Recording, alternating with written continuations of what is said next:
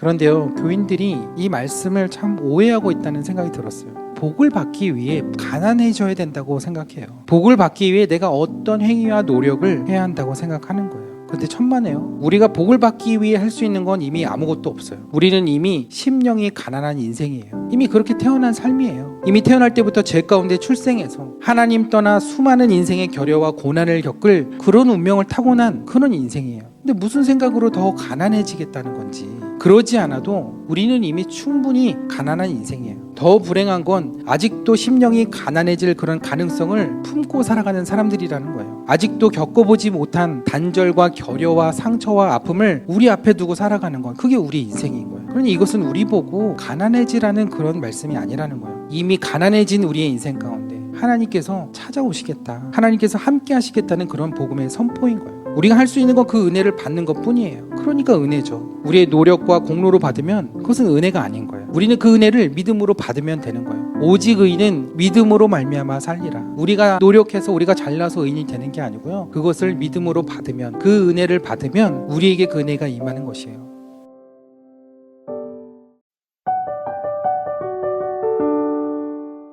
오늘 우리가 읽은 이 마태복음 이 5장의 말씀은요, 산상수훈으로 잘 알려진 말씀입니다. 바로 화면으로 제가 설명을 드릴게요. 산상수훈, 그 말 그대로 산 위에서 말씀하신 예수님의 교훈 혹은 설교라는 뜻이죠. 이 말씀이 마태복음 5장에서부터 7장까지 이어지고 있습니다. 이 명칭이요, 4세기의 교부였던 여러분들이 잘 아시는 성 어거스틴이 산에서 하신 주님의 설교라고 부른 데서 유래했고, 16세기 종교개혁자들에 의해서 정착이 돼서 오늘에까지 우리가 이 명칭을 이제 사용하고 있습니다. 근데 예수님이 왜 산에서 말씀을 전하셨을까? 산 위에서 전하셔야지 말씀도 잘 들리고 전파되고, 그래서 산에서 전하셨을까요? 물론 그런 이유도 있었을 겁니다. 근데 진짜 예수님께서 산에서 이 말씀을 하신 이유가 있습니다. 그 이유에 대해서는 뒤에 가서 이제 말씀을 드리고, 특히 산상수훈의 말씀 중에 오늘 우리가 마태복음 5장을 보게 되는데, 이 5장에는 8가지의 이제 복에 대해서 말씀하셔서 이 말씀을 또 팔복의 말씀이라고도 합니다. 그래서 제가 오늘 이 복에 대한 이야기를 여러분과 좀 하려고 합니다. 이 개념을 여러분들이 또 잘 이해하셔야 이 팔복의 말씀에 담겨있는, 이 산상수훈에 담겨있는 이 말씀을 여러분들이 잘 이해하실 수 있고, 이 말씀 안에 굉장히 놀라운 복음의 비밀이 담겨져 있는데, 그 비밀을 오늘 여러분들과 함께 나누었으면 좋겠습니다. 우리가 신약 성경을 이해하는데 어려움이 있는 이유가 있는데요, 그 중에 하나는 신약 성경이 헬라어로 되어 있기 때문에 그래요. 여러분들이 헬라어를 몰라서만 어려운 것은 아니고, 물론 헬라어란 언어가 쉽진 않죠. 근데 예수님 당시에는 그 당시 사용했던 언어가 4개나 되었어요. 하나는 히브리어, 아람어, 그리고 라틴어, 헬라어. 이걸 다 사용하진 않겠지만 주로 그냥 보통 사람들은 일상생활에서 아람어 혹은 히브리어를 많이 사용을 했을 겁니다. 그래서 예수님도 그 당시에 일상에서 주로 사용하셨던 그 언어가 아람어였거든요. 근데 왜 신약 성경은 그 아람어가 아닌 헬라어로 기록이 되었던 걸까요? 2가지 이유를 뽑자면, 하나는 헬라어가 다른 언어에 비해서 표현력이 풍부하고, 그래서 추상적인 개념, 어떤 신앙적인 어떤 개념을 설명하기에 아주 섬세하게 구체적으로 묘사하기에 용이한 언어였기 때문에 그렇습니다. 그래서 이제 헬라어로 이 성경책이 기록이 되었던 거고, 또 다른 하나는 당시 헬라어가 가장 많은 사람들이 사용하는 언어였기에 많은 나라의 민족들에게 복음을 전하기에 가장 좋은 언어가 헬라어였기 때문에 그렇습니다. 그게 헬라어 성경이 가진 가장 큰 장점이라고 할 수 있겠죠. 그런데 당시 1세기 신약 시대의 언어와 사고방식은요, 헬라 문화보다는 히브리적, 성경만큼은 히브리적인 사고와 방식에 더 가까웠습니다. 당시에는 신약 성경이라는 게 없었겠죠. 나중에 후대의 신약 성경이 이제 정경화되고 기록이 된 것이기 때문에 예수님 당시에는 신약 성경이라는 것이 없었고, 성경이라고 하면 다 그거는 구약 성경 혹은 율법, 토라를 이야기하는 것입니다. 그런데 우리가 보는 성경, 우리는 이 헬라어의 성경의 번역을 그 다른 그 지금 오늘날의 한글 성경을 보고 있어요. 그래서 그 헬라어 성경을 보다 보니까 헬라어 문화, 헬라어적인 이해에 더 가까운 이해로 성경을 보고 있다는 거죠. 근데 예수님 당시에 예수님이 하신 말씀이나 사도들이 한 말씀들은 히브리적인 사고 속에서 한 말들이 많다는 거죠. 이 말씀을 드리는 이유는 오늘 예수님께서 하신 이 팔복에 관한 말씀도, 이 산상수훈의 말씀도 그냥 히브리적인 관점에서 이해해야 예수님의 말씀을 바로 이해할 수 있다라는 것이에요. 그래서 성경을 볼 때도 원어적인 부분들을 볼 때 헬라어의 원어 뜻을 보기보다는 그 헬라어로 사용된 그 단어가 히브리어로는 어떻게 사용되었는지, 그 의미가 어떤 의미를 담고 있는지를 아는 것이 중요하다는 거죠. 그래서 제가 헬라어가 아닌 히브리어로 설명을 드리는 이유가 바로 그런 이유에 있으니까 그렇게 이해를 하고 들으시면 됩니다. 오늘 팔복의 말씀 중에 첫 번째 말씀을 이제 여러분들과 나누려고 하는데요. 팔복의 말씀을 오늘 다 나누지는 못하고 첫 번째 말씀을 나누고 다른 나머지 말씀들은 나중에 이제 제가 나누려고 합니다. 근데 이 첫 번째 말씀만 잘 이해하셔도요, 이 말씀의 많은 부분들이 풀리게 됩니다. 이 첫 단추를 잘 풀어야 이 산상수훈, 이 팔복에 관한 말씀을 제대로 이해할 수 있어요. 그래서 오늘 말씀을 여러분들이 잘 들어보시면 좋을 것 같아요. 오늘 3절 말씀에 심령이 가난한 자에게는 복이 있다고 했는데, 이 말씀에서 이 짧은 이 구절 안에서 두 가지 질문에 대한 답이 있어야 이 말씀의 의미, 이 말씀에 대한 해석의 비밀이 이제 풀리게 되거든요. 그래서 그 두 가지 질문은, 첫째, 복이 있다는 것이 무슨 의미인가? 그리고 두 번째, 심령이 가난하다는 것은 무슨 의미인가? 이 두 가지에 대한 질문에 대한 답이 있어야 이 팔복에 대한 말씀을, 그리고 첫 번째 복에 대한 말씀에 대한 이해를 할 수 있다는 겁니다. 그럼 먼저 복이 있다는 것의 의미를 보면, 헬라어로 복이라는 의미로 사용된 이 단어가요, 마카리오스인데 그 뜻이 최고의 행복, 최고의 최상급의 복을 말하는 거예요. 근데 이건 삶에서 누릴 수 있는 물질적인 복, 심리적인 복, 감정적인 것, 이런 것들을 이야기하는 거거든요. 여러분들은 언제가 제일 행복하세요? 네, 그때가 행복하시군요. 네. 여러분들이 근데 그 보통 생각하시는 그런 복의 개념과 이 헬라어에 사용된 마카리오스와는 크게 다르지 않습니다. 그런데 이 당시에 예수님이 말씀하셨던 히브리인들이 이해하는 복은 그것과는 좀 다른 것입니다. 히브리어로 이 복은 에쉐르라고 하는데, 여기서 사용된 그 단어는 에쉐르인데 이 의미는 우리가 생각하는 것과는 좀 차이가 있습니다. 히브리어 에쉐르는 앞서 말씀드린 어떤 물질적인 복과는 다른 차원의 개념입니다. 그래서 여러분들이 이걸 잘 이해하셔야 돼요. 이게 오늘 설교에, 또 오늘 팔복의 말씀에 가장 중요한 개념이거든요. 히브리어로 복이란 단어가 이 에쉐르라는 단어를 사용하는데, 이것은 현대인들이 생각하는 그런 물질적인 복, 혹은 일이 뜻대로 잘 풀리는 어떤 성공의 복, 이런 것이 아니라는 거죠. 그래서 새해 복 많이 받으세요 할 때의 그런 복의 개념과는 다른 것이라는 거예요. 성서시대 히브리인들의 관점에서 복이라는 것은요, 사람이 삶에서 얻어야 할 가장 중요한 가치를 이야기하는데, 그게 뭐가 다른가요? 라고 생각할 수 있는데, 히브리인들에게, 이스라엘 사람들에게 가장 중요한 것, 가치 있는 것이 뭐라고 생각하냐면 명예로운 것, 이런 것이거든요. 그래서 이것은 무엇을 얻는 것이 아닌 어떤 상태가 되는 걸 말합니다. 그러니까 어떤 소유의 개념이 아니라, 무엇을 얻어서 내가 행복한 것이 아니라 어떤 상태의 개념이라는 거죠. 그러면 그 상태, 즉 사람의 인생 가운데 가장 명예롭고 가장 가치 있는 상태는 어떤 상태를 말하는 걸까요? 시편 144편 15절에 보니까, 이런 백성은 복이 있나니 여호와를 자기 하나님으로 삼는 백성은 복이 있다고 했습니다. 여호와를 자기 하나님으로 삼는다는 것, 결국 하나님을 주인으로, 하나님을 왕으로 섬기고 모시는 것을 의미하는 것이죠. 즉 하나님의 다스림 안에 있는 백성, 하나님이 함께 하시고 지키시고 보호하는 그 백성, 여호와를 자기 하나님으로 삼는 백성이 복이 있다고 이야기를 하고 있어요. 이게 무슨 말인지 잘 이해가 안 되실 수 있는데, 쉽게 말해서 하나님이 함께 하시는 백성이 곧 복이 있는 백성이라는 거예요. 이해가 되시나요? 여러분들이 신앙생활 하시면서 이런 개념을 산상수훈을 통해 들어보실 기회가 없기 때문에 좀 생소하실 수 있는데, 성서시대 유대인들에게는 이게 너무나 당연한 거고 너무나 중요한 개념이에요.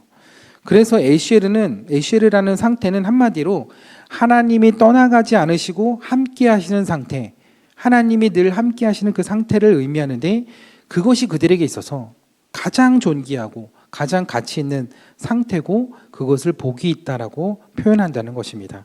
그래서 유대인들이 당신에게 복이 있을 겁니다 라고 하는 그 축복의 인사는 당신에게 하나님이 늘 함께 하실 것입니다 라는 그런 의미라는 거예요. 그래서 영어로 이걸 표현하면 God bless you가 God is with you 라는 뜻이에요. 당신을 축복합니다 라는 뜻이 하나님이 당신과 함께 하실 것입니다 라는 그런 뜻이라는 거죠. 근데 그런 개념으로 우리가 새해 복 많이 받으세요 라고 하면 히브리 사람들에게는 그렇게 들리는 거죠. 새해에도 겁나게 하나님과 함께 하셔니, 이런 뜻이라는 거예요. 네, 히브리어도 사투리가 있겠죠.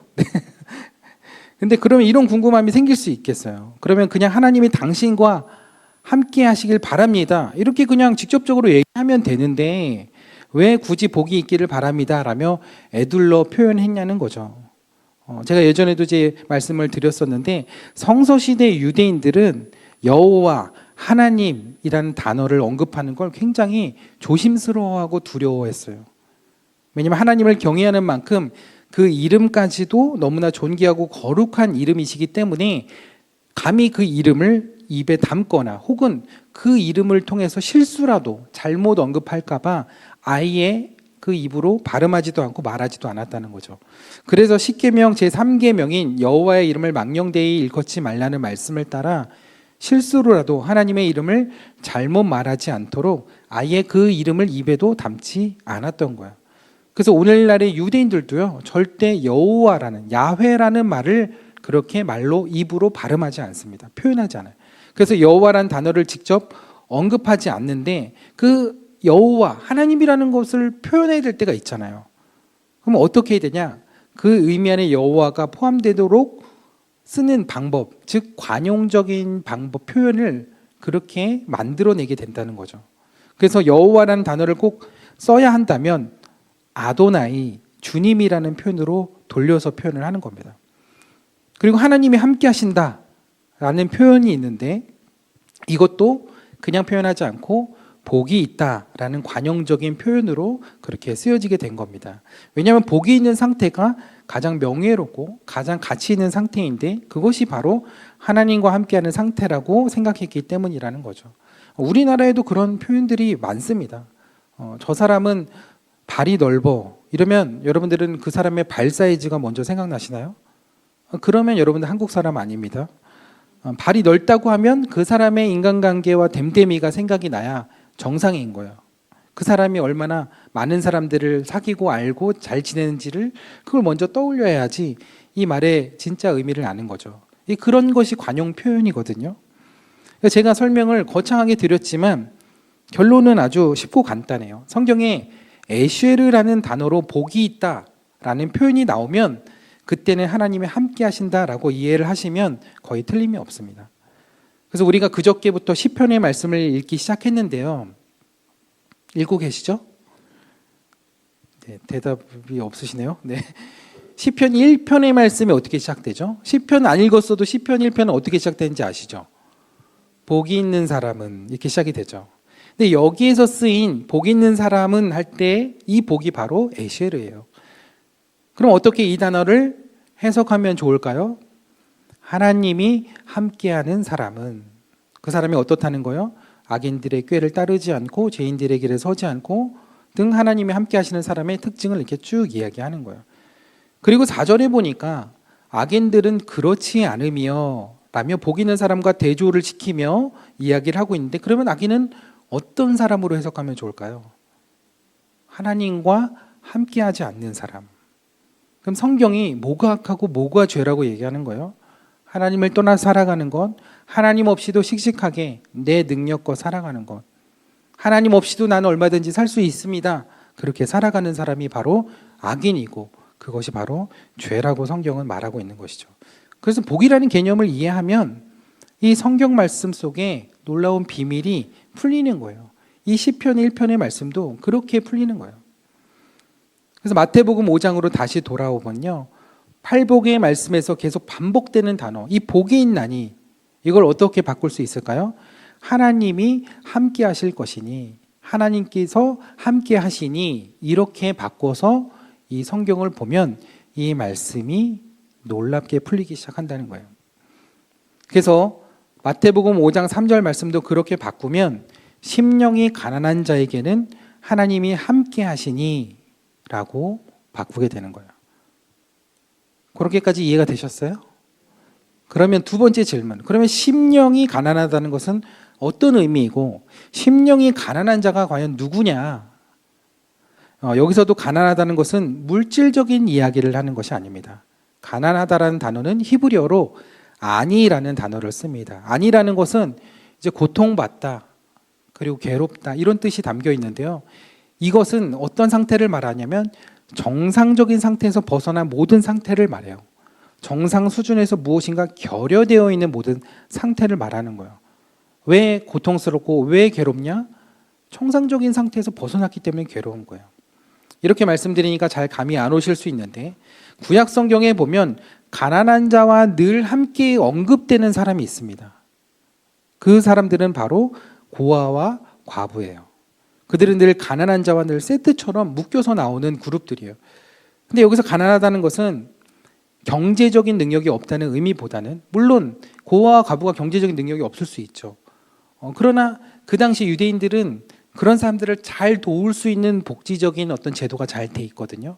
그리고 경제적인 문제 때문에 고통을 받는다는 그런 의미보다는 이것은 관계의 결여를 말하는 거예요. 이들의 공통점이 무엇이냐면 누군가를 잃었다는 거예요. 관계가 사라졌다는 거예요. 고아는 자신을 보호해 주어야 할 부모가 없다는 것이고, 과부는 자신을 보호해 줄 남편이 없다는 거예요. 이처럼 히브리적 개념에서 가난은 무엇인가 결여된 사람을 말하는 거예요. 근데 이 결여됐다는 것, 이것은 한 가지가 아니라 대표적인 세 가지가 있는데요. 첫째는 땅을 잃은 경우를 말하는 겁니다. 유대인들에게 땅은 우리가 생각하는 부동산의 개념과는 달라서 땅은 하나님이 주시는 복을 주시는 곳이고 기업으로 주신 곳이기 때문에 땅에 대한 의미와 가치가 오늘 우리가 생각하는 것과는 전혀 다릅니다. 그 땅을 마음대로 처분할 수가 없어요. 피치 못하게 만일 그 땅을 잃었을 때에도 고엘법을 통해서 친족의 힘을 빌어서라도 그 땅을 찾아와야 됩니다. 그렇게라도 땅을 못 찾아온다? 그래도 희년이 되면 반드시 그 사람에게 땅을 다시 돌려주어야만 했습니다. 왜 그렇게 땅에 집착하냐 할 수 있는데, 땅은 하나님이 복을 주시는 통로이고 그것이 하나님과의 관계가 연결되는 영적인 장소라고 생각했기 때문에 이 땅은 그들에게 있어서 그냥 물질적인 소유의 개념의 이상이라는 거죠. 근데 이 땅을 잃었다, 나라를 잃었다, 내 본토를 잃었다, 이거는 하나님, 그냥 땅을 잃은 게 아니라 하나님과의 관계가 깨진 거예요. 그래서 첫 번째는 땅이에요. 그리고 그들이 결여라고 생각하는 두 번째는 사회적인 관계입니다. 조금 전에 말씀드린 아내나 남편을 잃었을 경우, 어린 나이에 부모를 잃었을 경우, 혹은 부모가 자식을 잃었을 경우, 정상적인 인간관계가 소실된 것을 가난함의 범주에 포함시키는 거죠. 마지막 세 번째는 신체적인 측면이에요. 정상적인 신체에서 한 부분이 그 기능을 잃거나 물리적으로 소실이 생겼을 때, 즉 장애가 생겼을 때, 그것은 불완전한 상태가 되고 그들은 가난한 상태가 되는 거예요. 성서시대는 대표적으로 이렇게 세 가지의 경우를 가난하다라고 표현을 하는데요. 근데 왜 이 사람들이 그냥 가난한 것도 아닌 심령이 가난한 사람이 되었던 걸까요? 이런 결여의 상태에 있는 사람들은요, 절대로 할 수 없는 한 가지가 있습니다. 그것은 성전에 들어가서 제사를 드리는 것이에요. 이 사람들은 부정한 사람들로 취급돼서 죽을 때까지 그 성전에 절대로 들어갈 수가 없습니다. 그래서 사도행전 3장에 보면 성전 미문 앞에서 구걸했던 사람도 걷지 못하는 신체의 장애가 있었기 때문에 성전에는 들어가지 못하고 그 성전 문 앞에서 구걸을 했던 것이죠. 만약 불치병에 걸렸어도 그 병이 나면 들어갈 수 있습니다. 그런데 만약에 육체적인 어디 소실이 되거나 팔이 없어지거나 이런 사람들은 나을 수 있는 방법이 없잖아요. 그래서 성전에 들어가지 못하는 이 사람들에게 이것은 평생의 아픔이고 상처인 거예요. 단순히 오늘날처럼 교회에 나와 예배 못 드리는 그런 아픔이 아니에요. 성전에 못 들어간다는 것은 하나님께 제사 드릴 수 없다는 것이고, 제사를 드리지 못한다는 것은 내 죄를 속량하지 못해서 하나님을 만날 수 없다는 거예요. 하나님과의 관계를 회복할 수 없다는 거예요. 그래서 평생토록 하나님과 함께 할 수 없다는 그 저주와 아픔 속에 살아가야 한다는 거예요. 왜요? 그 결여를, 그 가난함을 그 누구도 채워주고 회복시켜 줄 수 있는 사람이 아무도 없기 때문에 그래요. 심령이 가난하다는 것은 그런 의미인 거예요. 하나님과의 관계가 깨진 것. 그러면 이 두 가지 질문에 대해 답을 드렸는데, 여러분이 이제부터 이걸 잘 조합을 해야 되는데 잘 들으셔야 됩니다. 예수님은 산 위에서 심령이 가난한 사람들에게 복이 있다고 선포하셨는데, 이게 정말 놀라운 복음이에요.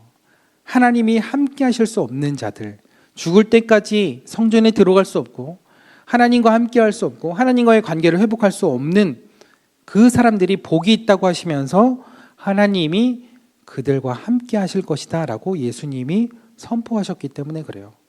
그곳에서 예수님의 말씀을 듣고 있던 가난한 사람들, 삶의 여러 가지 결여와 아픔 속에 절대로 성전에 들어갈 수 없는 그 사람들, 그래서 하나님을 만날 수 없어 영적으로 고통과 저주 속에 살아갈 수밖에 없는 그 사람들에게 이제는 하나님이 함께 하실 것이다 라는 복음을 선포하신 거예요. 그들이 스스로 자신의 결여를 극복하고 성전을 들어가는 것은 불가능한 일이에요. 가족을 잃은 걸 어떻게 회복해요? 팔이 없고 다리가 없는 그런 장애를 어떻게 해결해요? 그 사람들은 스스로도 그 누구의 도움으로도 어떤 방법으로도 성전에 못 들어갑니다. 하나님 앞에 나아갈 수 있는 자격을 죽을 때까지 얻을 수 없어요. 그런 그들이 하나님을 만날 수 있는 방법이 딱 한 가지 유일하게 있다면 그것은 그들이 하나님을 찾아가는 것이 아니라 하나님이 그들을 찾아오시는 거예요. 근데 오늘 예수님이 그 놀라운 소식을 전하고 계신 거죠. 심령이 가난한 자에게는 복이 있나니 하나님이 함께 하실 것이니, 그들에게 하나님이 찾아오셨다는 거예요. 그리고 하나님께서 그들과 함께 하시겠다는 거예요. 이 말씀은요, 누구를 통해서도 선포된 적이 없었던 말씀이에요. 근데 이 말씀이 누구를 통해 선포되고 있냐?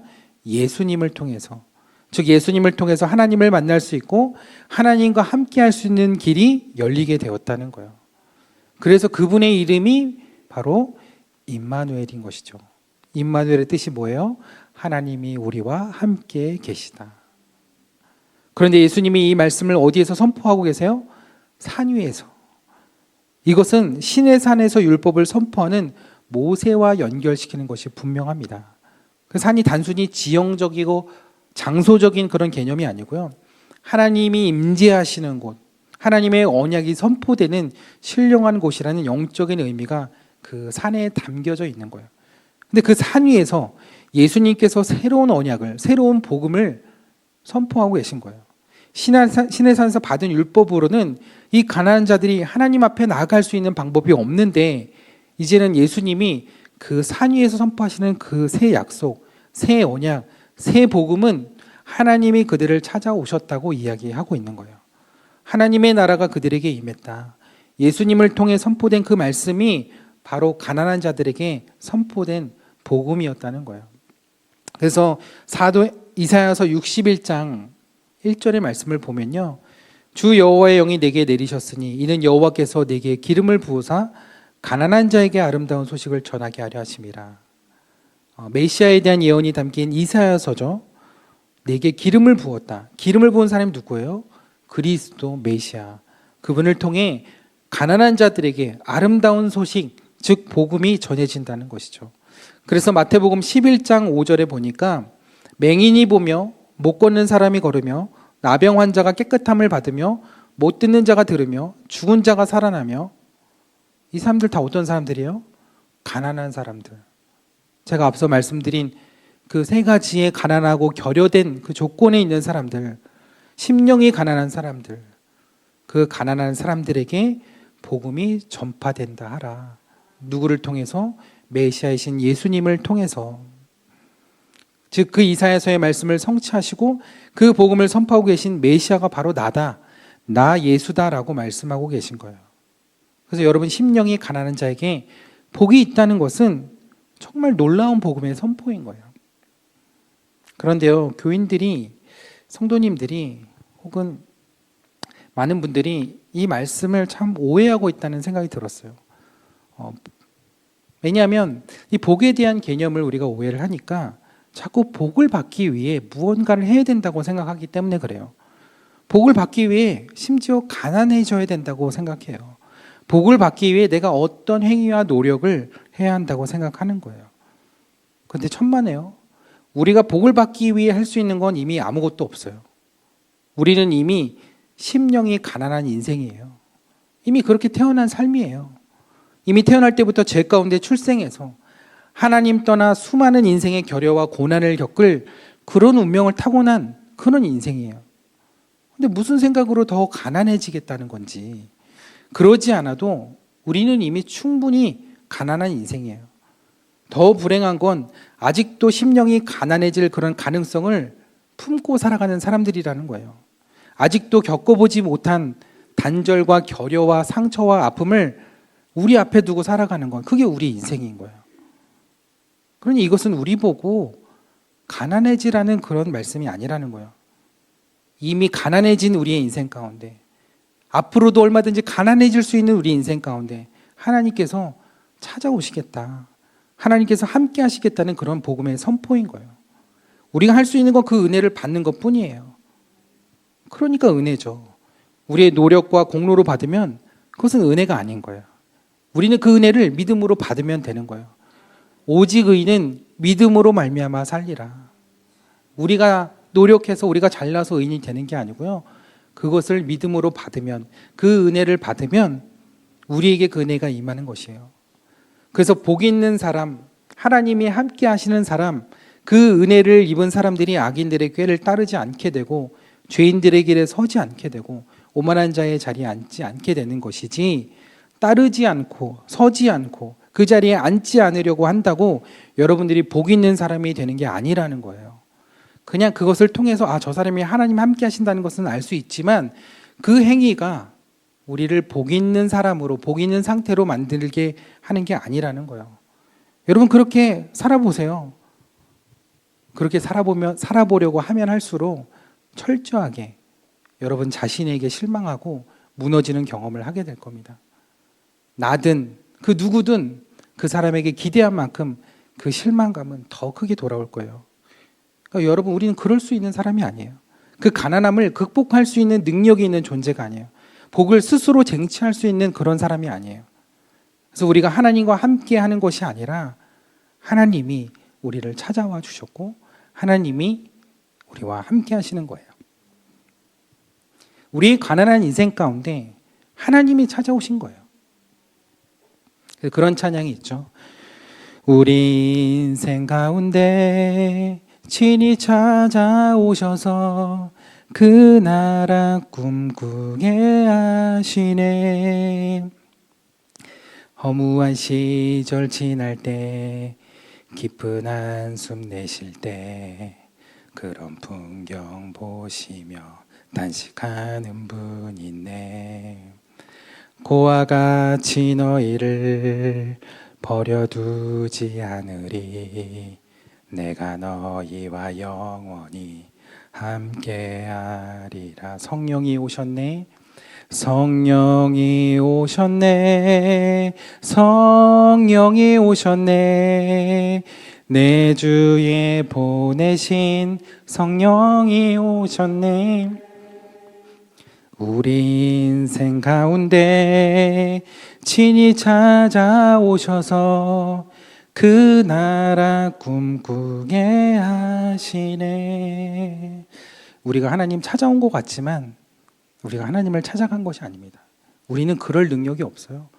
우리는 그럴 만한 행위와 노력과 우리의 가치가 없어요. 인간이 하나님을 찾아가는 것, 인간이 신을 찾아가는 것, 그건 종교죠. 그러나 하나님이 우리를 찾아오셨어요. 그것이 은혜고 그것이 복음인 줄 믿습니다. 우리의 가난한 인생 가운데 찾아와 주시고 그 하나님의 나라를 꿈꾸게 하신 분, 그분이 바로 예수 그리스도이신 줄 믿습니다. 그래서 심령이 가난한 자는 복이 있나니 천국, 즉 하나님의 나라가 그들의 것이라고 말씀하신 거예요. 하나님의 나라, 하나님의 다스림과 통치가 있는 나라. 다스림과 통치만 있나요? 하나님의 왕이신 나라는 그 나라의 백성을 하나님께서 지키시고 돌보시는 거예요. 하나님께서 책임져 주시는 거예요. 여러분들의 인생을 하나님께서 고아와 같이 내버려 두지 않으시고 영원토록 함께 하시고 돌보시겠다는 거예요.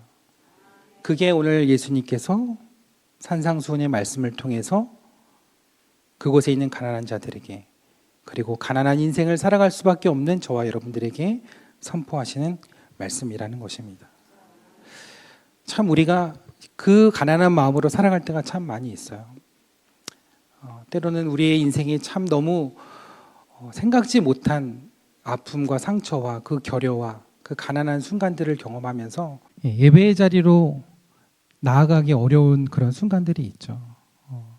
그런 때에 우리가 하나님께 나아가려고 아무리 발버둥 쳐도 하나님께 닿지 않는 것 같고 하나님을 만날 수 없는 것 같고, 정말 우리가 얼마 전에 본 욥기서의 말씀처럼 앞으로 가도 그가 계시지 아니하고 뒤에도 그가 계시지 아니한 것 같다고 느껴지는 그런 때가 있죠.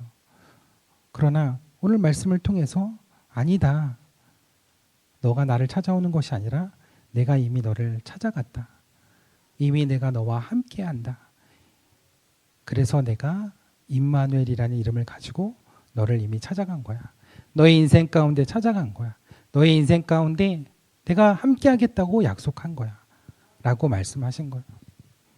여러분, 참 예배의 자리로 나오기 어려운 때가 있죠. 너무 힘든 일을 겪잖아요. 너무 아픈 일을 겪잖아요. 그러면 정말 기도도 안 나와요.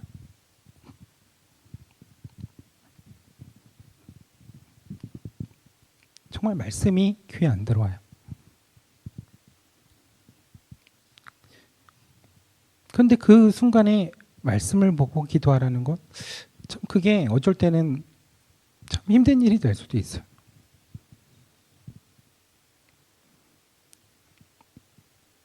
그런데 하나님이 이 말씀을 통해서 그렇게 이야기하시더라고요.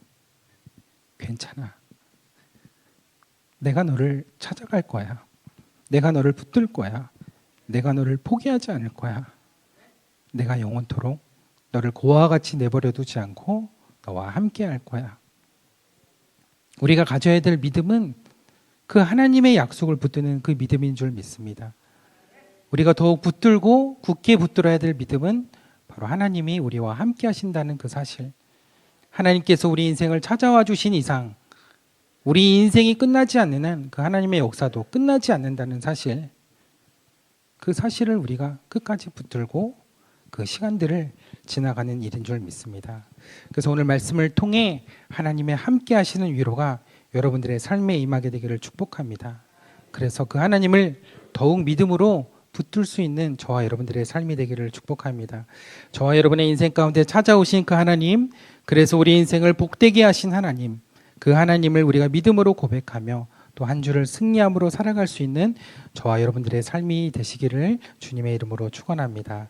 우리 스스로 이겨내기 어려울 때가 참 많이 있습니다. 하나님, 그 상황 가운데서도 우리 인생을 긍휼히 여겨주시고 우리 인생 가운데 찾아와 주시는 주님이신 줄 믿습니다.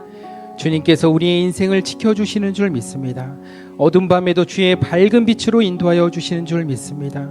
그래서 시험을 당할 때에도, 때로는 넘어질 때에도 함께 계심을 믿고 최후 승리를 믿는 저희들이 되게 하여 주옵소서. 우리의 마음 가운데 하나님께 나아가지 못하는 모든 장애들이 사라지게 하여 주시고 이 땅에 그리스도로 오신 그 예수님을 바라보며 우리와 하나님 사이에 있는 모든 휘장을 갈라 찢으시고 하나님 만나는 길이 되신 그 예수님의 능력을 붙들고 이 시간 우리가 하나님 앞에 나아가기를 원합니다. 우리 인생 가운데 찾아와 주신 그 주님을 우리의 마음에 영접하게 하여 주옵소서.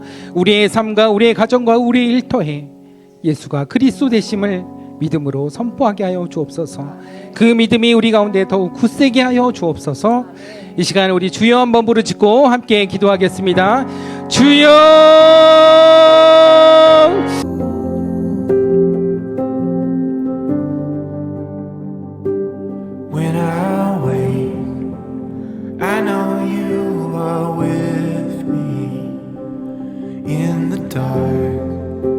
I can almost see